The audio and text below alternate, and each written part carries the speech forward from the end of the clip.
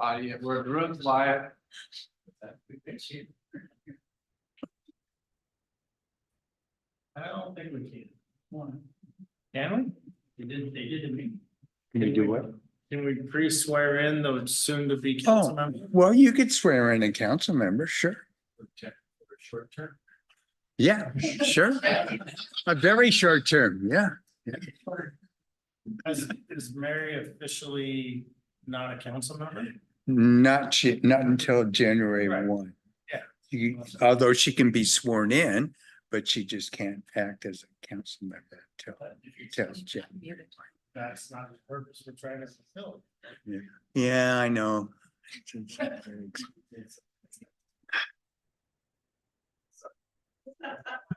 An emergency appointment. Don't have a. All right, we ready to go? One second, we're trying to test.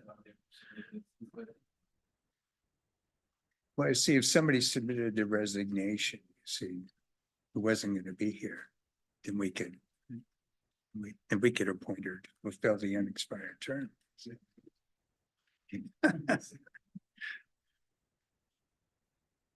That's right, yeah.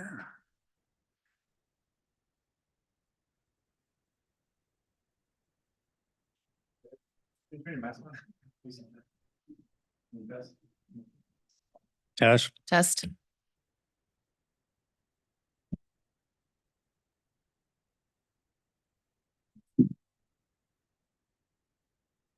All right, we do have Angie online. We do have Angie online. Yep. Okay, Angie, can you hear us? I sure can. Can you guys hear me? Yes, we can. Thank you. all right. Let's, One second, speech report lately. Here? Down here. Right here. Okay. You want me to stop it? No, I want you to just record locally as well. So here. Yeah, there you go. Okay. Good job. Okay. all right, it is December 19th, 2023, and it's a little past 6. We're waiting for another council member to arrive or jump online. But we're going to go ahead and kick off the meeting and wait for that additional person. We are going to have a city council meeting from the city council of the city of Lake Stevens, and we're down at the mill, and we're also doing this on Zoom, and it will later be published on our YouTube channel. So with that, I would ask all to arise for the Pledge of Allegiance.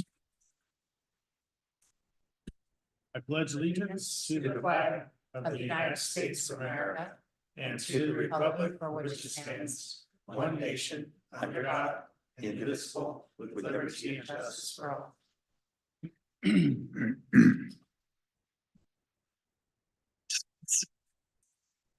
All right, let's go ahead and get a roll call. Council President Jorstad, I'm here. Councilmember Daughtry, Present. Councilmember Peter Shagan, Present. Councilmember Donahue, Councilmember Dickinson, Councilmember Ewing, and Councilmember Tagent. Okay, so we currently have 3 out of 7 here. And we had word that Councilmember Ewing might be late, so that's who we're waiting for to provide a quorum. I would ask that we continue with the meeting in anticipation of Councilmember Ewing showing up. If he doesn't show up, then we will not have a quorum to make decisions tonight. So with that, can we get a motion to excuse those who are absent at the time? So moved. We don't really have a quorum to do that. Oh, that's correct. Well, that's right. Okay, well, we can't No excuse motions yet. the unexcusable. So, We can't approve an agenda either. and we can't approve an agenda. You can receive guest business, information. Comments, council business, mayor's business. Yeah. Yeah. City Department report. Let's run through those up until the consent agenda and then we'll see where we're at. Okay, so with that, we don't have any guest businesses. Is there any citizens in the We have a couple citizens. Doesn't look like anybody wants to talk in the audience. How about online? I don't see any raised hands online. Again, if you'd like to provide citizen comment, please raise your digital hand and I'll bring you in to speak with council. I don't see anyone. Okay. And let's go to council business then. Kim, do you have anything? No. I'm gonna need you to fill some time here. Okay, let me fill some time. Community transit, the enemy. So one of the things that we're doing at PSRC Transportation Policy Board and PSRC Executive Board is looking at the new equity procedures and things for the entire PSRC. So what that means to us in our transportation world is that when we go down for federal grants on certain things, we're going to need to meet some criteria under the equity umbrella that they've come up with. And right now, we're trying to, as PSRC Transportation Board, trying to figure out how we actually approve the projects using those criteria. So that's an ongoing discussion right now. Matter of fact, I have a survey I have to fill out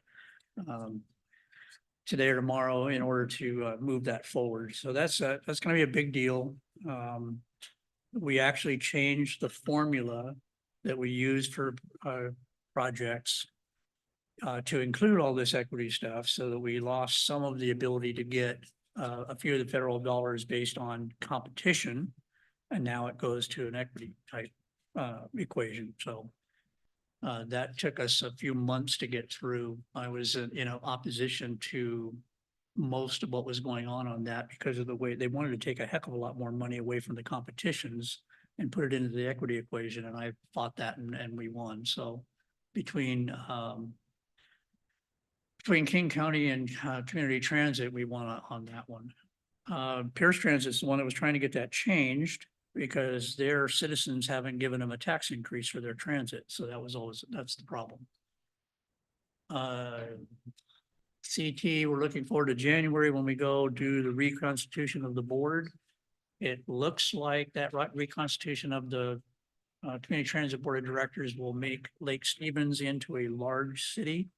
We currently have a medium city seat where there's 3 medium cities, 2 small cities, 2 county council, and 2 large cities. We will then change everything, hopefully to 3 large cities, 2 medium cities, 2 small cities, and 2 county council seats. And that would maintain Lake Stevens on the board more than likely. At the same time, we will be picking board members. So I could be voted off the island. You never know. Probably won't happen. Hasn't happened in the past. So we'll see. Okay, How'd I do? You did. Let me take more time. you did pretty good. Pretty boring, huh? It's what we like. Gary, what do you have for us? Nothing tonight. Thank you. Okay, well, I think that Councilmember Tadgen is trying to get online here. So.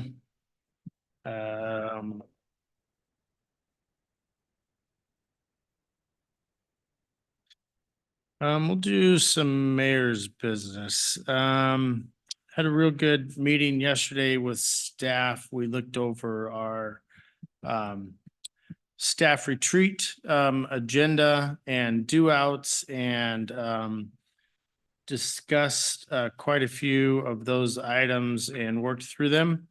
There's quite a bit of stuff going on the staff level.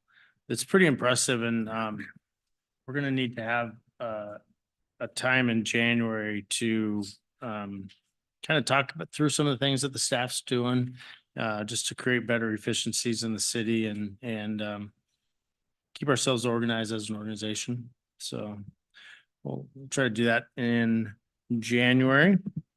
And I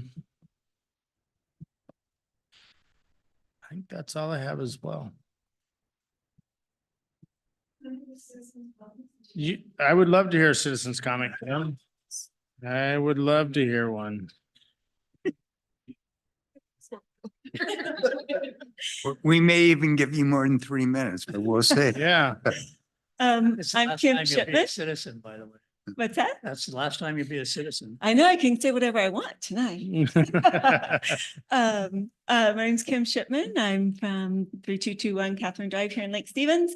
And I just wanted to briefly touch on the food bank. I've been there several times lately. Our needs are growing in Lake Stevens, like I think all of Snohomish County. We have a lot of families hurting. We have a lot of families trying to feed their kids, trying to feed their pets. I know that the Ever Animal Shelter has put out notice that they are really struggling at accepting more animals because so many are being turned in, and basically the main reason is people can't afford their pets. We had a huge influx of animals adopted during the pandemic when everyone was home, working from home, working remotely, getting some stimulus money, all that type of things. Things have changed. People are going back to work. They're not home with their animals. There's behavioral issues. There's vet bills. There's food. So I wanted to point out something I didn't know until recently, which is you can donate pet supplies to our food bank to help keep our families in need, to keep their pets in their homes. They provide a lot of comfort, particularly for children and the elderly. And so that's something I've been focusing on. You can bag dog food into gallon Ziplocs. You can bag cat food into quart size Ziplocs, label it, and it can go straight on the shelf and help several families. I was just there, I think yesterday, and maybe this morning, and dropped off some things and noticed they have Christmas trees. So I know on our community pages, there were people looking for affordable Christmas trees. They have free Christmas trees at the food bank as well. You can come get a tree and hopefully fulfill that need if families are still looking for that. So I just wanted to touch base on the food bank. Also, I was there for their photos with Santa. And that was a huge hit. They had a photographer there and sent pictures out via email. So it's a way to get your photo taken with Santa as well. So they're doing a lot of really good things for our community. And so I just wanted to take a moment to speak on that. Great, thanks, Kim. We got Councilmember Ewing is just a few moments out. Yeah. So, yep. Roger. Okay. How about if we do this? How about if we take a 5-minute break? Take a 5-minute break and we'll reconvene at 6:20.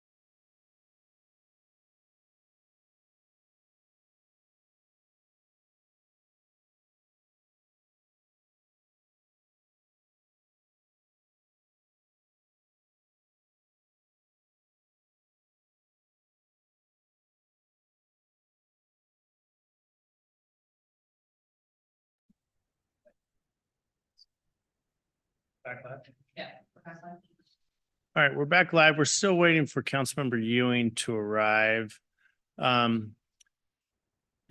President Jorstad, I did forget to ask if you had any comments for tonight. Are you still there? I am here. Thank you. And I do not have any council comments for this evening. Okay. Yay, all right. We now have a quorum. Perfect. Thanks for arriving. Okay, so if we could annotate in the minutes that we have Councilmember Ewing here at 6:20, let's call it 2. Okay. And we do have a quorum. Move to approve the agenda. I've got a motion to approve the agenda. And if we need to add Property acquisition. a property acquisition into the executive session. Yes, we do. No, motion or action to follow? No. No action to follow on it. I still, Second the motion. Okay, so the motion is approval of the agenda with the addition of the executive session topic. And I have a second. Any discussion on the motion? Hearing none, all those in favor? aye. Aye. And any opposed? Okay, we have an agenda. Perfect. Department report. We've done any city department, anything from the city, any directors? Okay. And can I get a motion to pass the consent agenda? Move to approve the consent agenda. Okay, we have a motion and a second. Any discussion? Hearing none. All those in favor? Aye. Was that an aye, Angie? Yes, it was. Okay, perfect. And any opposed? Okay, we passed the consent agenda and we're moving to the closed record hearing, the Mulvaney rezone, and that's going to be Jill. Thank you, council. Greg, did you want to relay to the council and the audience what a closed record public hearing is? Oh, sure. Just a couple of points. A closed record hearing, what that means is that all the information that the council can consider in deciding whether to approve the rezone or not has already been given. It's already in the record and before the hearing exam, that was before the hearing examiner. People are free to comment at the public hearing, but you just can't bring in any new information, any new discoveries between now and the time of the hearing before the hearing examiner. The second thing we need to do, because this is a quasi judicial matter, is ask a few questions to show compliance with the state's appearance of fairness doctrine, which the goal of that is to achieve that hearings are not only fair in the decision making, but they give the appearance to the public that everything's on the up and up. So the first question always is, and these are to the council members, have any of you discussed this matter with a proponent or an opponent of the Mulvaney rezone? No. Negative. Anyone? No? No. Okay. Oh, we have a yes? No, you had to know. So I had a no. Okay. Is there anyone on the council that feels they cannot be a fair judge in deciding the whether to approve or deny this rezone? No. Negative. Really? Okay, well, that's fine. Oh, last question. Is there anyone in the audience who, for whatever reason, feels they need to challenge the fairness of any of our council members, either here live or online tonight? No one? Okay, well then, good. We've asked all the questions and we can proceed then with the staff report and the opening of the public hearing. Thank you, Greg. Thank you, Mayor. I have a really brief presentation for tonight that will summarize the rezone. As he said, it is a closed record public hearing. This application follows the type 4 quasi judicial application process. So it actually has 2 public hearings. Today is the second. We previously held a public hearing with the hearing examiner, and that decision is in your packet. There was a goof up on the title, so please look at the one not in the ordinance. Okay, let's get started. So your packet, as I said, it does contain the ordinance with 2 exhibits. It has the map and then it has the hearing examiner staff report. That one is the goofy one, so do look at the other attachment. And then it also has my staff report in it as well. Okay, so a little bit of rezone info and background on this one. The proposal here is to rezone 3 parcels from R4 to R8-12. One of them is unaddressed, and then the other 2 are off of 32nd Street Northeast here.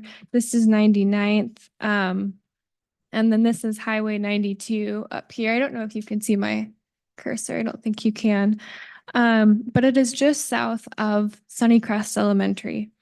The property size is about 5.75 acres. At this time, there is no formal development action proposed at this time. So this is going to be a standalone rezone. The proponents here is Toyer Strategic on behalf of Kevin and Renee Mulvaney, who are the owners of the 2 larger properties. So here's a little vicinity map. This property was first annexed into the city back in 2006. It was part of the Cam West annexation back then. It is currently vacant except for the single family home on the most east parcel. I believe that the middle parcel did have a single family home on it in the past, but it was demolished a few years back. We do know of wetland presence on the west side of the parcel near 99th. Okay, so the rezone, like I said, it is a type 4 permit. It does require recommendation from the hearing examiner to city council, and then city council will then make the final decision. We first received this application on August 25th of this year. And then we distributed public notice. Public notice for us includes posting in the poster on the site, running the publication through the Herald, and then sending postcards to everybody that lives within 300 feet of the proposal. We did hold a public meeting on November 14th. Nobody attended. And then we also held the public hearing before the hearing examiner on December 4th, and no one attended as well. Okay, so just a little bit of background on the rezone. The land use designation per the comp plan will not change. So it will still remain medium density residential, which is allowable under the zoning code. So the current zoning is R4. That is this light yellow zone that kind of surrounds it there. And then to the east side, there is R8-12, and that is the zone being proposed tonight. So after that, it'll look like that, and it'll have more, it won't be a gap. There won't be a gap there, and it'll continue that R8-12 zone over to the east. Okay, so the maximum density for R4 is about 4 dwelling units per acre. The maximum density for R8-12 is 8 single-family detached residences or 12 attached residences. So I mentioned before that we do know of the wetland and a potential stream, both of unknown category, on the western portion of the site. So a critical areas report will definitely be required to be submitted with any formal development application that we receive. The traffic report that the applicant submitted estimates an increase of PM peak trips generated with the zoning designation, with the zoning redesignation. So it estimates about 30 single family homes in total with the rezone. And we didn't receive any written public comments from anybody on this proposal. I did receive a phone call from the property owner of the smallest parcel, the parcel to the east, and she does not object to the rezone, but did not submit any written formal public comments. Okay, so there are 9 criteria within our municipal code that outline whether a rezone is consistent or not. I'm not going to go over all of these, but these are in page 47 through 53, I believe, of your packet, if you'd like to go through them. Okay, so lastly, findings and conclusions. We met the procedural requirements. It is consistent with the comprehensive plan, meets the intent of the proposed zoning district, which is R8-12, and as conditioned, it will meet the rezoning decision criteria and the standards at the time of the development as conditioned in the hearing examiner report. So finally, staff recommends adoption of ordinance number 1175 following consideration of the hearing examiner recommendation and the project record. So with that, are there any questions about the proposal or the process? I just have one, Jill. So I noted in the report, there's no public comments. How common is that for there to be no public comments on this type of action? It happens a few times. I think that the holiday season had something to do with that as well. Russ, would you like to speak on that? It's actually not, excuse me so much. It's not uncommon to receive no public comment on applications. They do, as you see, this one went through 2 or 3 phases that would have allowed opportunity for public comment. So it's not uncommon. Okay, thank you.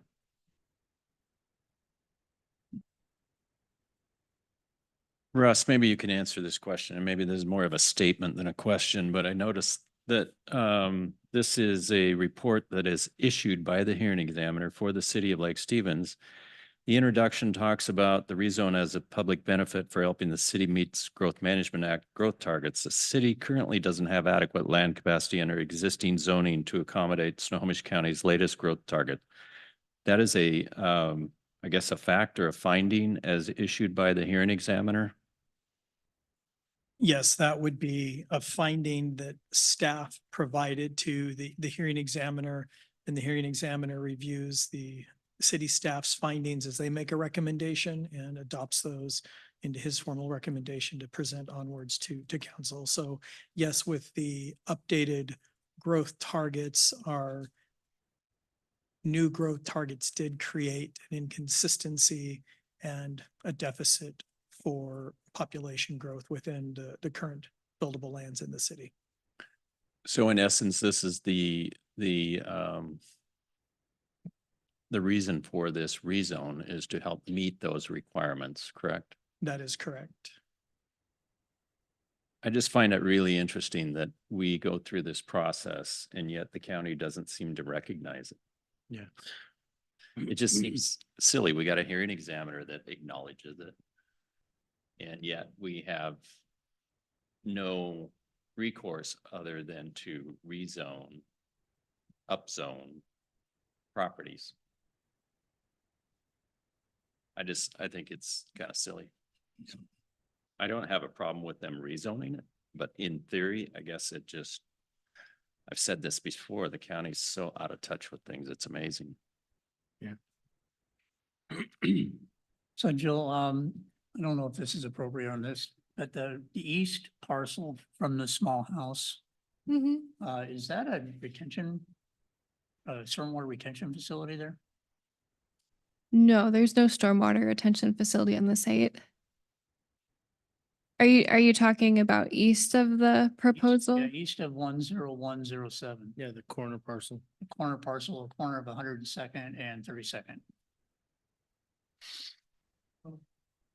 Yeah. That's stormwater. It's something So you done it? Yeah. So would that be available to a development to use? The stormwater? Yeah, Tract? One on that corner, would that be available to a developer to use? No, so that is for the development to the east of this project. Oh, the north. Okay, got it. Okay, thank you. So Jill, would the access for this development be off of 22nd? It's not off of 99th, right? 32nd. 32nd, I'm sorry. So access would likely be off of 32nd via a half street. It honestly depends on what the development is that is proposed. Yeah.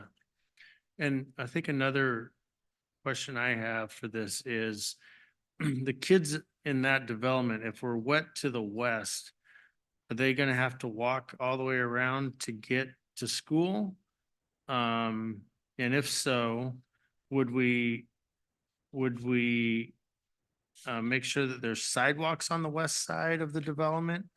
My concern is we allowed the school access off of the development to the northeast, but the school district doesn't use it. So, if we make the developer create some sort of access, man gate into the school, we need to make sure the school's going to use it this time, because it looks silly that we have this man gate on that northeast subdivision and the school doesn't use it. I'm just thinking out loud on the ideas on this, right?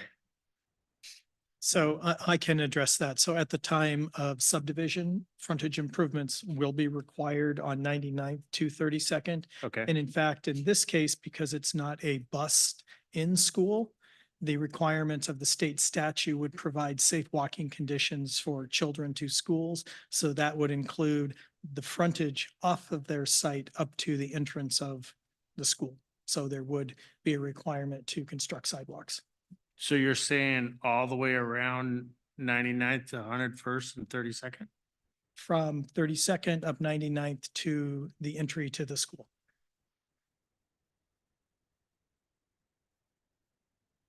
Right, on the west side of the parcel, Yes. on 99th, yeah. Okay. Okay, good. Council President, did you have any comments? Well, before we make comments, we should probably open the public hearing and ask if there's any Oh, I was Comment. seeing if Council President had any questions for. Oh, I'm sorry, questions, not yeah. comments. No Yes. questions at this time. Thank you. Okay, great. Let's go ahead and open the floor to citizens' comments then on just this topic. Anybody? We have one. Go ahead. Thank you, Mayor, members of council, David Toyer, Toyer Strategic, 10519 20th Street Southeast, Suite 3 here in Lake Stevens. As shown on one of the slides there, our firm is the representative for the applicant applying for the rezone here this evening to answer questions you may have. Staff did a really fantastic job of presenting this. It's just a standalone rezone at this point, and really the goal behind this was to try to address what will ultimately be some development challenges on the site and take a look at those things before a development proposal can be put together effectively. So happy to answer questions. All right, David, thank you. Any other comments? Okay, hearing none, we'll go ahead and close public comments. anything on anyone online? Check, thank you. Forget about the online people. For anyone online, if you'd like to make comment based off of this hearing in particular, please raise your hand and I can bring you in. Seeing none. Okay, we'll go ahead and close the public comments portion of this hearing. And Jill, do you have any additional comments? I don't. Thank you. Okay, any discussion amongst the council? Hearing, can I get an action, please?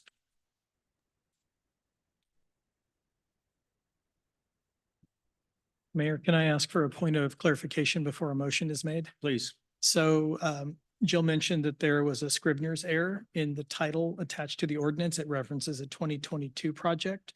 The actual file number is 2023, so we will be swapping out the attachment to the ordinance. And just if there's a motion to approve, please reflect that. The ordinance is to approve ordinance 1175. Is that correct? Correct. So I'll make that motion. Okay, motion to approve ordinance number 1175, a second. Second. Okay, I have a second. Is there any discussion on the motion? Hearing none, all those in favor? Aye. Aye. And any opposed? Okay, we have a motion passed. All right, let's go to next item on the agenda is Russ talking through our legislative agenda. Great. Thank you, council. So we just wanted to bring you our proposed legislative agenda for the 2024 session. As you know, staff and the administration work with our lobbyist to set some priorities and goals as we go into the legislative session. This year, the city has a few goals. One of the things that we would like to see is that our Connecting Washington grants that we were provided a couple of years ago for our Lake Stevens multi-use path and 16th Street connector, that those be prioritized and moved up in the funding cycle out from 2029. Especially the South Lake Stevens project, which is, as you would say, shovel ready. And so if we can get that funding, we can get going and extend more sidewalks. As far as our city request, the requests are going to be fairly limited this year to dollar amounts. So we're proposing to ask for $100,000 from the legislature to start a feasibility analysis and the preliminary design of our council chambers. As we've talked, we would also like to propose that that be used for an emergency operations center to ensure that the campus has resilient infrastructure to support local and future countywide services in that building.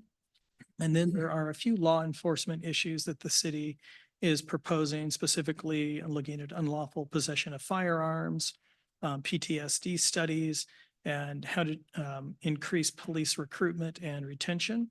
And then the city will continue to monitor various related to budget, fiscal matters, behavioral health, housing and homelessness, and economic development.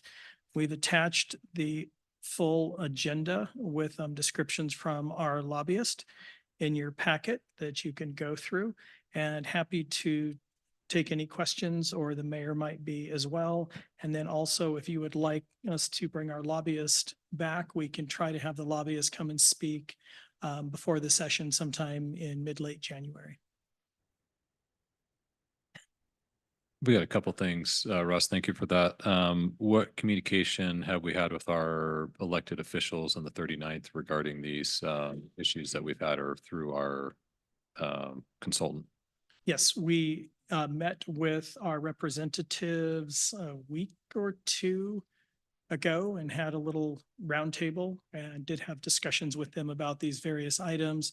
They did relay to us that there are going to be a lot of initiatives that'll be taking up a lot of time. But yes, they are familiar with these requests. Okay, thank you. Second question, I did see, and this may be something the chief can weigh in on. I saw that the police pursuit, there's enough signatures to have that placed on the ballot. I don't know if there's a corresponding legislation that's being proposed, or if that's going to be strictly initiative driven to allow police pursuits. There is no signature. See if legislature take action for the ballot. Thank you. Yeah, so the legislation could be, the legislature could just accept the initiative as it is and not have it go to the voters, or they could let it just go to the voters. So if they wanted to enact additional pursuit policy, they could just accept the current. That could go into effect July 1st instead of waiting for the election in November.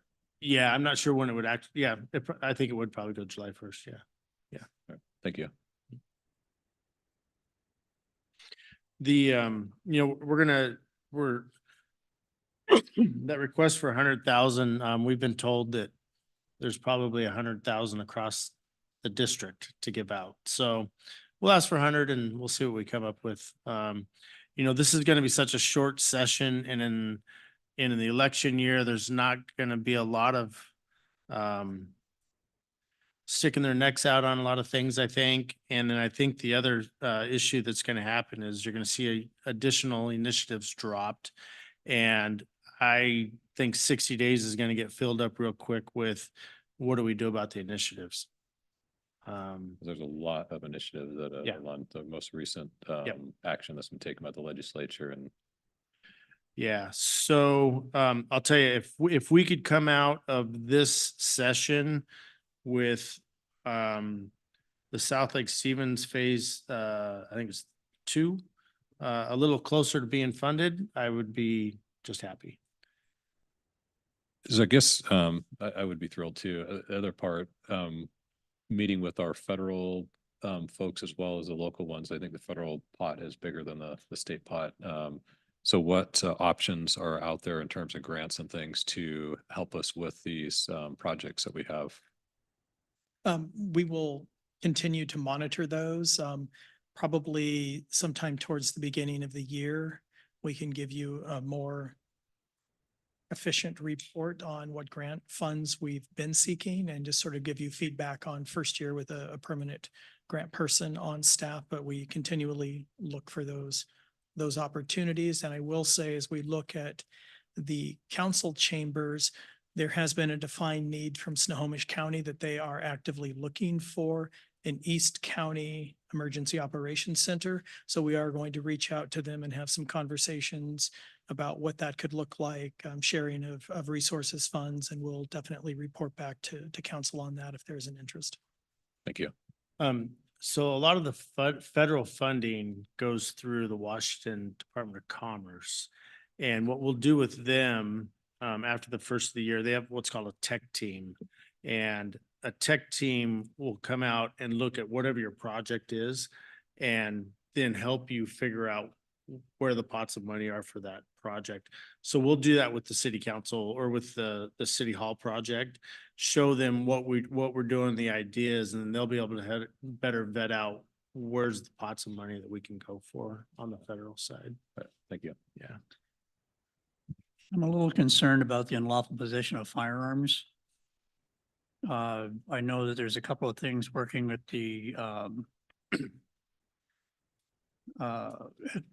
courts now on who meets the requirements for having unlawful possession of firearms. And the Supreme Court is looking at a couple of things that we have in place for that, and they think it's unconstitutional.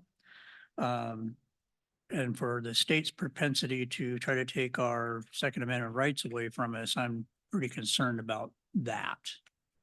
So I'd like to get a little bit more information on what's being proposed and what the definition of unlawful possession actually is. So I helped myself and County Prosecutor Jason Cummings and I helped Sam Lowe write this.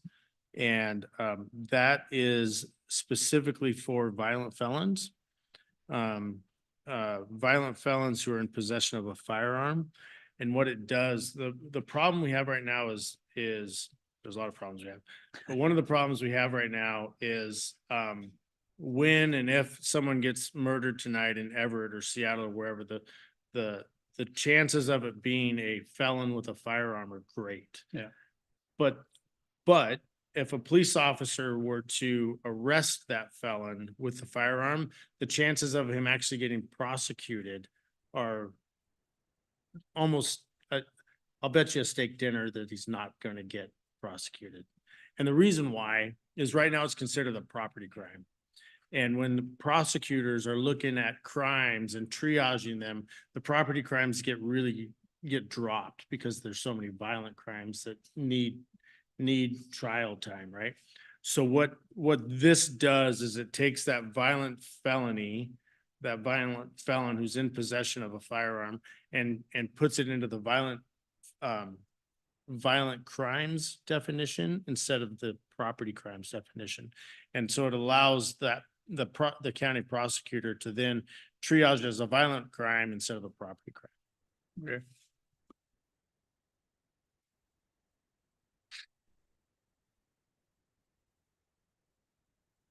Any other questions? If council's generally supportive of this agenda, we would ask just for an approval. And again, we can bring our lobbyists back to further dialogue throughout the session and talk about different issues.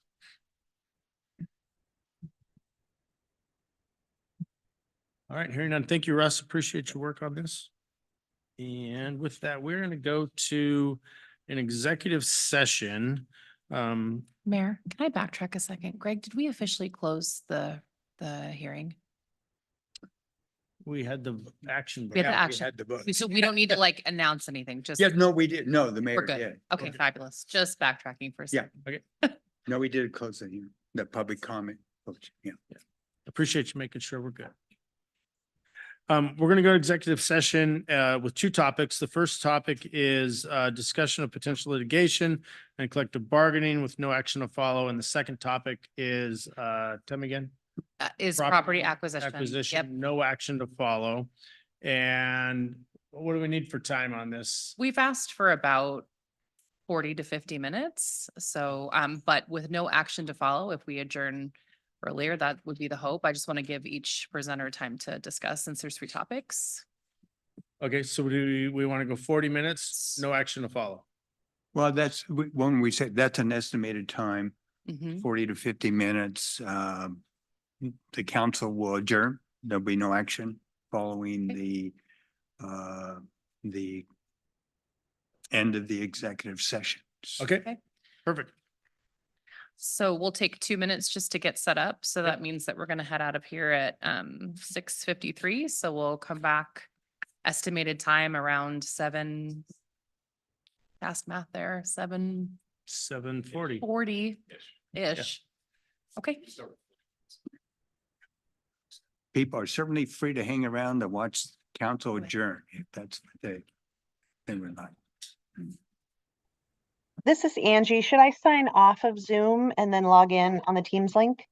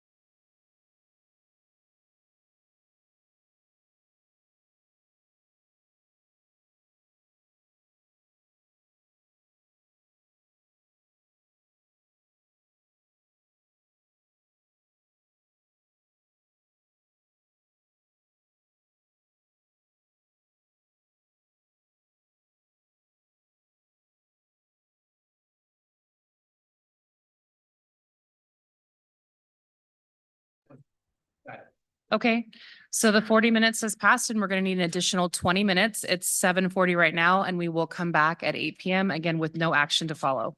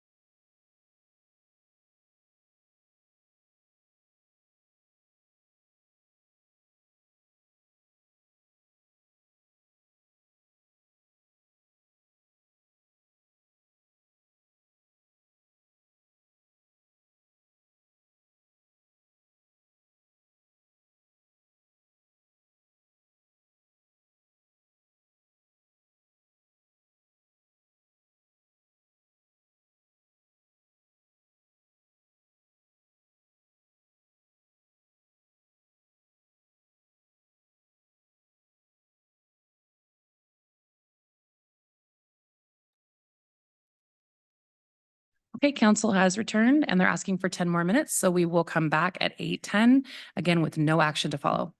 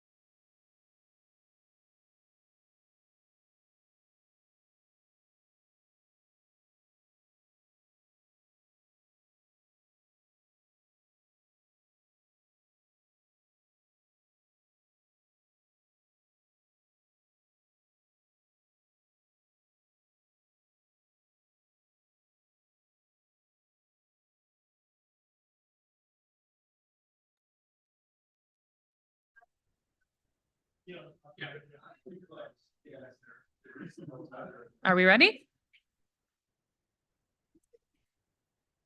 Okay, yep, it is 8:08 PM and we have returned from executive session. Okay, can I get a motion to adjourn?